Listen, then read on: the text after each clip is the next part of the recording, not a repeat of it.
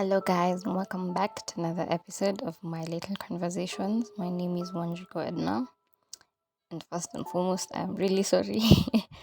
I know it's been a minute, but life is lifing, adulting is adulting, and I don't know if I like it. But anyway, that's beside the point. So today I'll just jump right into it. Nothing on the side, nothing on housekeeping today. I don't have anything to say, honestly. But there's this podcast I listen to quite a okay. Do I listen to it a lot? I don't listen to it religiously. Like there's podcasts I listen to every single episode. Like because I know there's an episode a week. I'll make sure I listen to it, even if it's next month. But I listen to like all the 4 episodes of last month.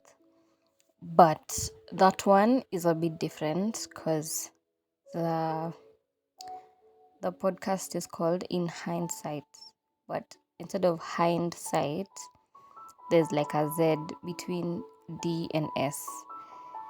If it's something you're interested in, by the after I've explained a bit what it's about, you should definitely go check them out. It's really nice. So instead of In Hindsight, it's In Hinds with a Z and then sight. So it's really great for people that like meditation, for people that like words of affirmation and that kind of stuff. And the background sound is so soothing. This guy's voice is soothing, like I don't know. I can't even describe it, but yeah, if you just like come like something probably you'd listen to in the morning or in the evening when you're trying to unwind, you're in a quiet place before you read or before you work out or before you even work, that kind of stuff, before you read, before you work on a project or something. So, yeah, there's this particular episode I listened to sometime this week, I think, in the morning. And they're really short, like, I think the longest are like 15 minutes. No, I think 15 is a lot. I think like 10, 9 minutes there. So there's this one particular one. It's called Meet Me and I'll Be There. And that particular episode resonated so much with me. Like, ushaisikia kitu and you're like, half the time. That was me listening to that particular episode and what it was about. As it says, meet me and I'll be there. This guy was basically talking about how there's things you're always anticipating.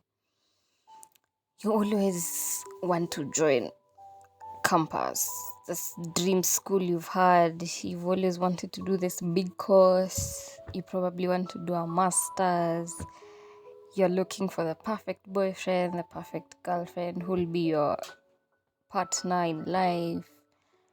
You're looking for the perfect job. You're looking for the perfect friend, and what this whole thing was about is basically, and in summary, you do your individual work on yourself as a person, and these things will meet you there.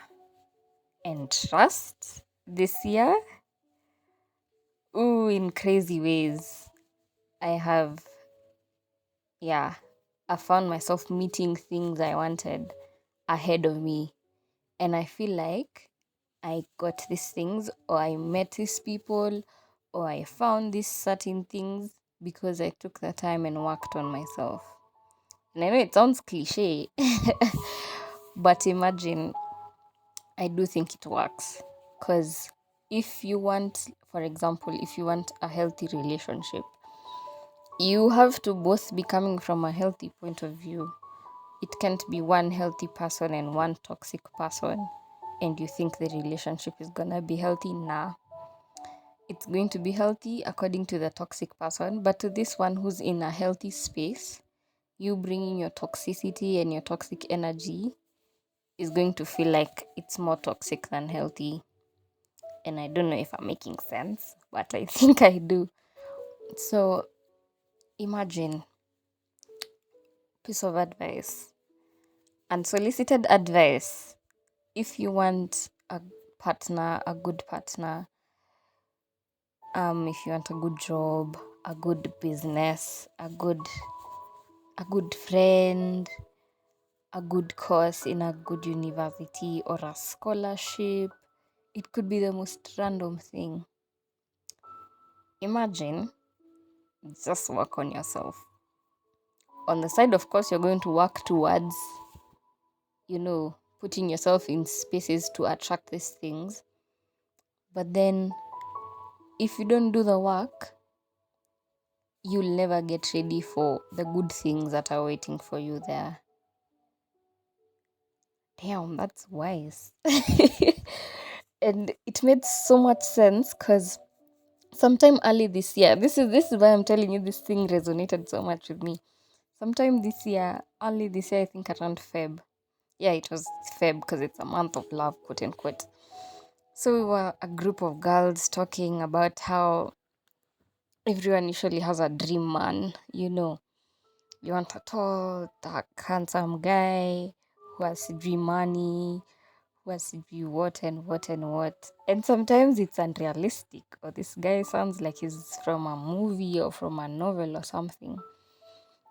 But then one of us said something, and I never forget that. I'll never forget it.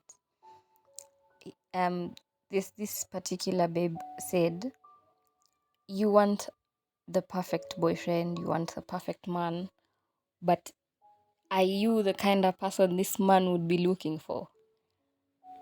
Yeah, I know that stabs you in the heart if you know you're definitely if you know you haven't worked on yourself enough to attract this man, then I'm sorry, sis, but because imagine life doesn't revolve around you. I know I've said this so many times, but then there's so many things, for example, that people will do to you, mostly bad, and you're left asking yourself, kwani nilifanya huyu mtu nini? Mbona alinifanyia hivi?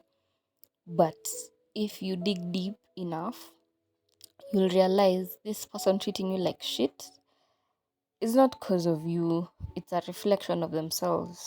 Them projecting their anger or their worry or their sadness towards you in ways that hurt you, but not because they want to hurt you. I hope that makes sense. So every other time you get a rejection or a business doesn't work out or you don't get that scholarship, imagine it wasn't meant for you. And you just need to work on yourself and you'll find whatever you're looking for when you get there. Because trust me, if you're not ready by the way, you'll never get it. And if you think that you should get it before you work on yourself, then you will be in a constant cycle of the world trying to teach you that you need to work on yourself, that you need to avoid this toxic space, avoid toxic friends, avoid the toxic relationship, avoid certain things. And if you never learn it enough, trust me, that's when you end up finding people who have gotten addicted to like drugs for like 7 years, or they've been in a toxic marriage for 13 years, and you're like, wait, 13 years? Ulikuwa hapo the whole time? Damn, you're strong. But no, it's not because they're strong.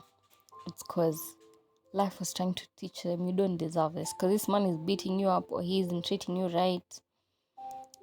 But she keeps on going back because probably she hasn't learned enough that she deserves better, or she hasn't even put in the work enough to know that if she loves herself and respects herself, she would be out of there.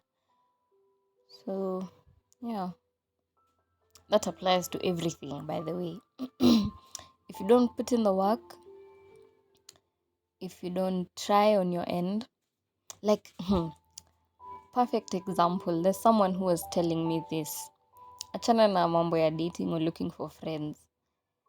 If you're looking for a job and you're sitting at home in a corner crying, oh, there are no jobs, you have to know people. If you think you have to know people, go know people, go and look for people to, go look for the people that need to be known for you to get a job. Or if not, look for emails, send your CV everywhere. Send your CV out. Go to offices physically if you have to. But don't do nothing about it. You're probably saying, oh yeah, I don't know if I'll ever get married. You're probably 30. But then during the weekend, all you do is lock yourself in the house. Even when you're ordering in and the pizza guy comes, hadi ufungue padlock. Au mwambie, just leave it there, I'll pick it. You have zero human interaction except your cat. But that's not a human, except you still talk to it. But you're still crying that you don't have a boyfriend or you don't have friends. And imagine it's something as simple as just, as well as it sounds, just download Tinder. It's wild, but it kinda could work for someone who doesn't go out. There's also, I think, apps for friends if you're looking for friends. If you can't make interactions with strangers physically, just do it online at the comfort of your home. Just just do something towards what you want. Don't sit there and cry. And if you want to sit down and cry, that's okay. But don't cry day 1, day 2, day 10, you're still seated there feeling sorry for yourself. Nah, this world isn't built like that, unfortunately. And if you don't learn it fast enough, you'll cry every day. You'll be in that position where you cry every day until you learn that your tears won't save you. Yeah, anyway, meet me and I'll be there.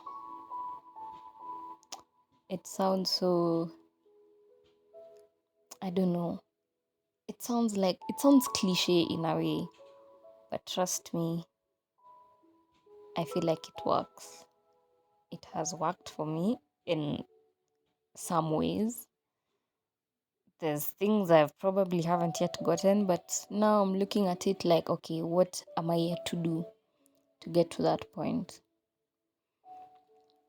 Yeah, so definitely do the inner work. It's going to be crazy, it's going to be wild, it's not going to be easy, it's going to be tough. But if these are the things that you actually want, you won't shy away from working on yourself and working on these things.